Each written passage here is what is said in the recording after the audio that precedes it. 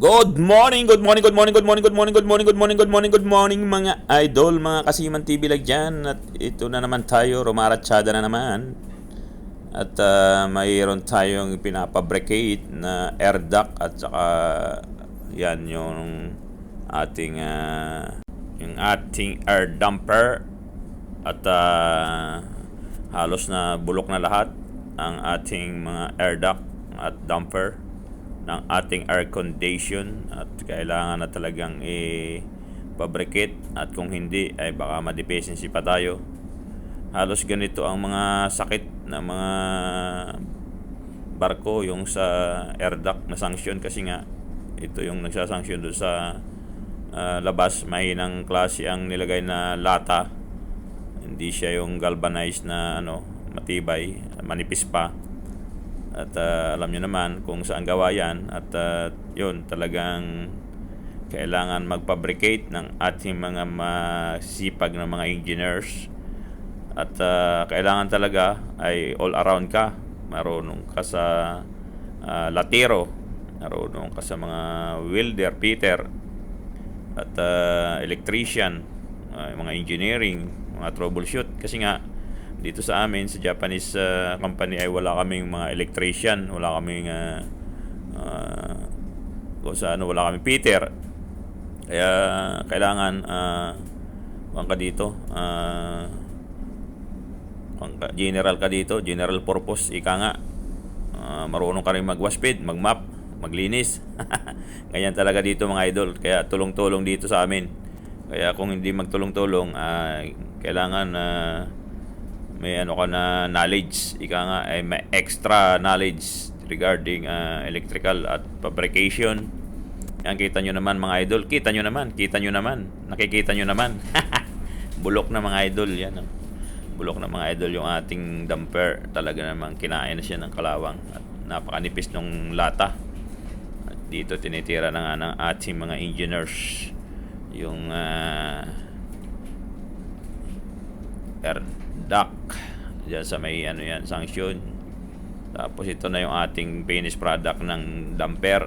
Yan yung sa galing atmospheric. Sasara yan kung papasanctionin lang sa labas, bali sasara yan, hindi na magsasanction sa atmospheric. Talaga namang nasira lahat. Na malaking trabaho talaga mga idol kung iisipin. Kaya lang talagang kailangan natin mag-fabricate. At yan nga ini-request natin ng mga galvanized na yan. At medyo makapal yung ating na-request para matibay-tibay naman.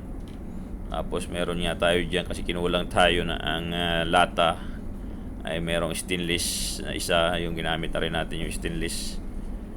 At buti na pinagdatig-datig na nga lang namin yung iba dito mga idol para magkasya. Kasi nga kinulang din kami dyan sa sa lata na ginamit. Yan, halos ginawa na lang, diskarte talaga dito mga idol. Kaya kailangan nga discarding marino, discarding malupit. Buti na lang itong aking mga kasamang engineers at oiler ay magagaling sa mga fabricate. At pwede na itong mag-symbol ng ng mga owner, mag-symbol ng jeep o kaya mag-symbol ng hammer. Makikita nyo dyan mga hammer, Cavite hammer. Pwede na yan mga idol. Malupit. Kailangan dito ay kuwang ka talaga yung skill. Ika nga may skill ka dito. Yan, nire-rebit na nga natin yan. At rebit tapos spot para matibay. Kasi yung ating pang rebit, pagkatagalan yan mga idol, pag kinain na ng ng scale, matatanggal na yan. Kaya yan, inispatan pa din natin yan para matibay mga idol. At hindi man perfectly yung ating pagka-fabricate ay ayos na ayos yan. Patapos na nga yan mga idol. Parang mga kuha ng inasal, dumper ng inasal, exhaust. At malaking trabaho, but anyway ay kailangan natin gawan dahil yun nga. At pag hindi makita ng mga deficiency tayo dyan mga idol. Ganyan talaga. At ayan, matibay ang pagkagawa niyan, damper mga idol.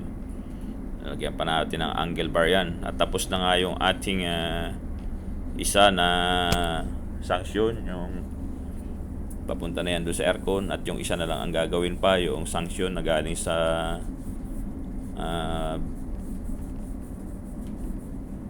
before na dumating na air duct. Ayan o, ayos na mga idol.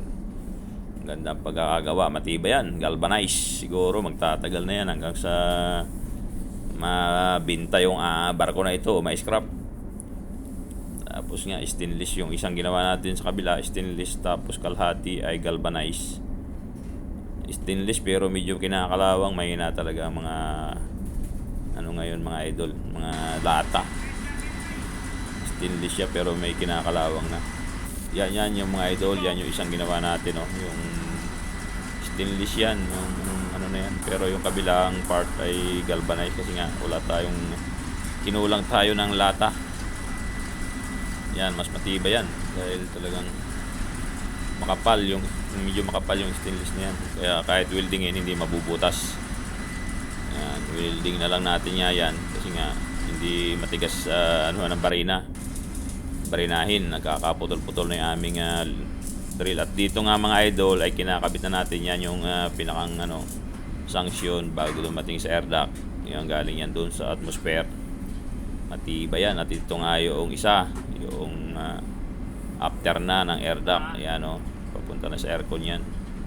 At yun yung ating air duct doon sa gitna, bali yan sa gitna, bali tatlo itong ginawa natin.